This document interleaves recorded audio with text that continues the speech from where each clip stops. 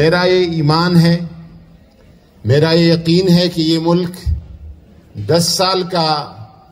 100 سال کا ملک نہیں ہے، یہ ہزاروں سال کا ملک ہے انشاءاللہ تعالی، اور اس ملک نے قیامت کی صبح تک انشاءاللہ تعالی رہنا ہے۔ اور اس ملک کی جہاں سے ابتدا ہوئی تھی، وہ جو لوگ آئے تھے، جن لوگوں نے، جن مقدس روحوں نے، آج شاید ان لوگوں میں سے بہت کم ہوں گے جو بابا قوم اور محمد اقبال کی آواز پہ جھوٹے، اور ان لٹے پٹے قافلوں کا